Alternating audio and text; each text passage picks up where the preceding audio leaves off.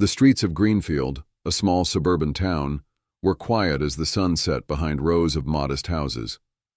It was the kind of town where everyone claimed to know everyone, though that wasn't always true. For 19-year-old Elijah Carter, it was just another evening as he drove back to campus after visiting a friend. Elijah was a sophomore at Greenfield University, studying computer science with dreams of working in cybersecurity. Known for his polite demeanor and sharp intellect, he often kept to himself, focusing on his studies and the part-time job that helped pay his tuition. As Elijah drove down the main road, his favorite playlist playing softly in the background, he noticed flashing lights in his rearview mirror. A police car had pulled up behind him, its sirens blaring. Confused, Elijah glanced at his speedometer. He hadn't been speeding or violating any traffic laws. Still, he pulled over to the side of the road, his heart pounding. The officer, a tall, burly man with a stern expression, approached Elijah's car. His name badge read, Officer Daniels. Tapping on the window with his flashlight, Daniels gestured for Elijah to roll it down. Elijah complied, keeping his hands visible on the steering wheel. "Good evening, officer," he said politely. "Is there a problem?" Daniels looked him up and down, his eyes narrowing. "License and registration," he barked, ignoring Elijah's question. Elijah reached slowly for his wallet, his movements deliberate. "Here you go, sir," he said, handing over the documents. Daniels took them without a word, glancing at the ID. "Elijah Carter," he said, his tone dripping with suspicion. "What are you doing out here so late?" "I'm heading back to campus," Elijah replied. "I was visiting a friend." Daniels frowned. "Campus, huh? You sure you're not up to something else?" Elijah blinked, caught off guard. "No, sir. I'm just trying to get home." Daniels leaned closer to the window, his voice growing colder. "We'll see about that. Step out of the vehicle." Elijah's heart raced. "Why? Did I do something wrong?" "Don't question me," Daniels snapped. "Just step out." Knowing better than to argue, Elijah unbuckled his seatbelt and got out of the car, his hands raised slightly. Daniels immediately began searching him, patting him down roughly. "What's this about, officer?" Elijah asked, trying to keep his voice steady. "You fit the description of someone we're looking for," Daniels said vaguely. "Stay quiet and let me do my job." Elijah felt anger bubbling inside him but bit his tongue. He knew this wasn't about a description. It was about the assumptions Daniels had made the moment he saw him. As Daniels continued his search, a second police car pulled up. The door opened, and a familiar figure stepped out. It was Chief Marcus Carter, Elijah's father. Chief Marcus Carter's tall, commanding presence was unmistakable as he approached the scene. Dressed in his police uniform, his expression was a mixture of confusion and simmering anger. The glow of the flashing lights illuminated his face as he walked toward Officer Daniels, who was still frisking Elijah. "Daniels," Chief Carter called out, his voice steady but cold. Daniels turned, his hand still on Elijah's arm. His expression shifted to one of surprise and then unease. "Chief Carter, what brings you here?" he asked, attempting to sound casual. "I got a call about a traffic stop on my son," Marcus said, his words clipped and direct. Daniels froze. "Your son?" he repeated, his face paling as his gaze darted to Elijah. "Yes," Marcus said, stepping closer. "Elijah Carter. He's my son, and I'd like to know why he's standing outside his car being treated like a criminal." Daniels stammered, clearly caught off guard. I thought he fit the description of someone we're looking for," he said. "It was just routine." Marcus's eyes narrowed. "Routine? What's this description you're talking about?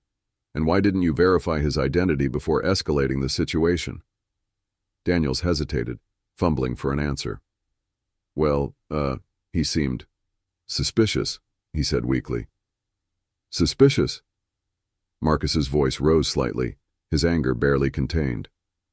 "Suspicious for driving home from campus? For being polite and following your instructions?" Elijah, who had remained quiet during the exchange, looked at his father with a mixture of relief and admiration. He knew his father wouldn't let this slide. "I'll take it from here," Marcus said firmly, gesturing for Daniels to step aside. The officer obeyed, looking both embarrassed and nervous. Marcus turned to Elijah, his voice softening. "Are you okay, son?" "I'm fine, Dad," Elijah replied, though his voice carried the weight of the encounter. Marcus nodded and placed a reassuring hand on his son's shoulder before turning back to Daniels. "This stops now.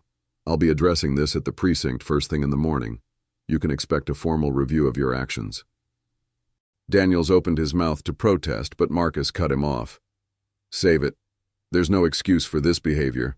Not in my department, not in my town." Daniels nodded stiffly, his face a mask of discomfort. "Understood, Chief." Marcus gave him one last glare before leading Elijah back to his car. "Let's get you home," he said, his voice filled with a mix of relief and lingering frustration. As Marcus and Elijah drove away from the scene, the flashing red and blue lights disappeared into the distance.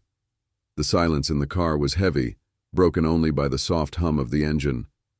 Marcus's grip on the steering wheel was tight, his knuckles white with tension.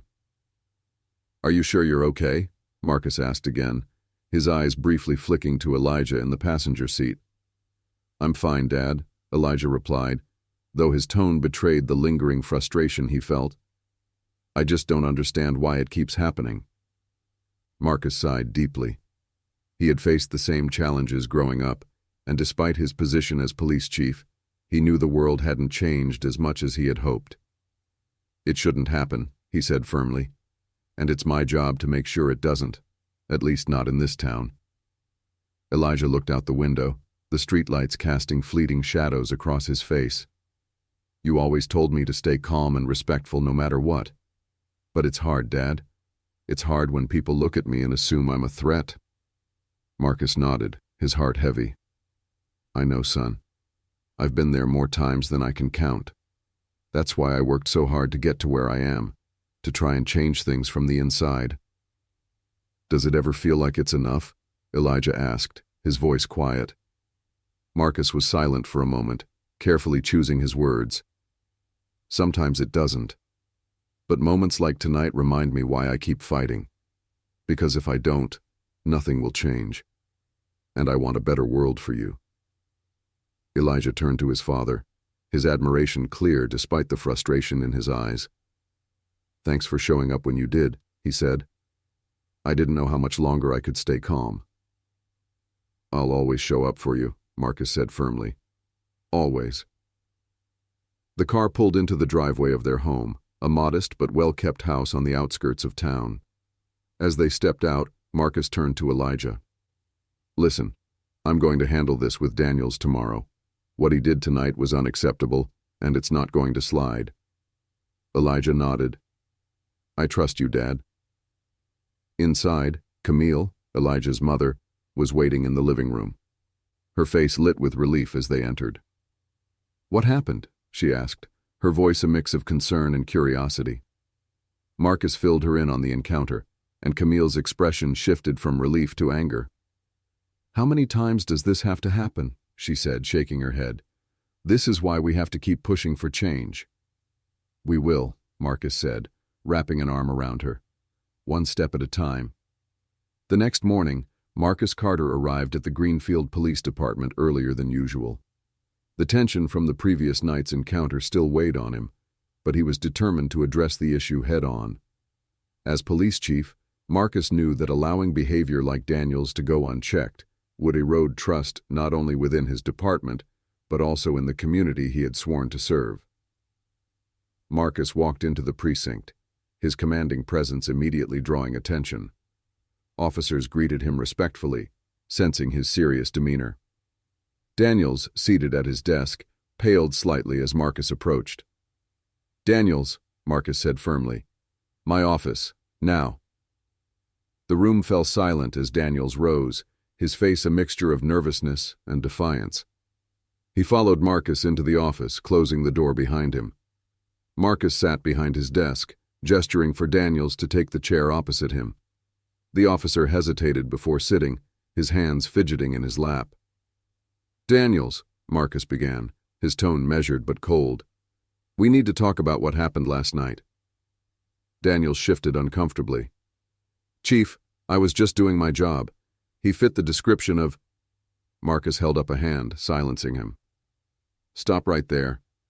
Do you realize how many times I've heard that excuse? It's the same line officers use when they've made baseless assumptions.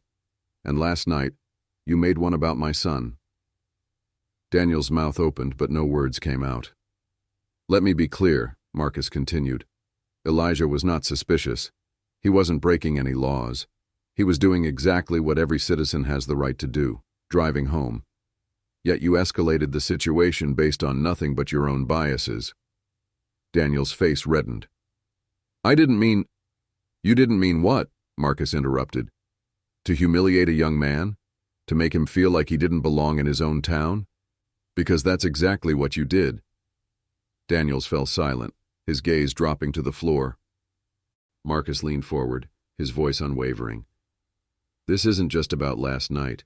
It's about the culture we're building in this department. We're supposed to serve and protect, not intimidate and alienate. And if you can't uphold that standard, you don't belong here." "Chief, I understand," Daniels said quietly. "It won't happen again." "You're right, it won't," Marcus replied, "because you'll be attending mandatory bias and de-escalation training starting this week. And until further notice, you're suspended from active duty." Daniels looked up, his eyes wide with shock. "Suspended?"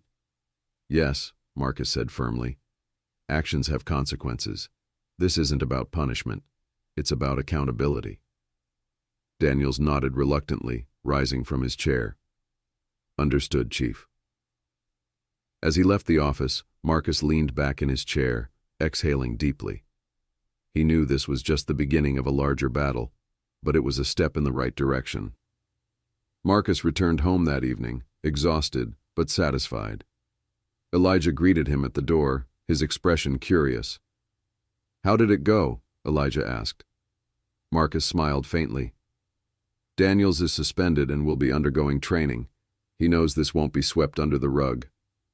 Elijah nodded, a small smile spreading across his face. "Thanks, Dad, for everything." "Always," Marcus replied, pulling his son into a brief hug. "We're in this together." The next day, Marcus called a department-wide meeting. The officers gathered in the precinct's conference room, curious about the urgency in his tone when he'd summoned them. As they settled into their seats, Marcus stood at the front, his face serious but calm. "I've called this meeting because what happened 2 nights ago cannot be ignored," he began, his voice steady. "One of our officers detained an innocent young man based on nothing but assumptions. That young man happens to be my son, but this isn't just about him. It's about the kind of department we want to be." The room fell silent, the weight of Marcus's words sinking in. "I know some of you might think this is an isolated incident," Marcus continued, scanning the room. "But let's be honest, incidents like this happen far too often, and it's our responsibility to change that. We're here to serve and protect every member of this community, regardless of their background or the assumptions we might make about them." An officer in the back raised his hand.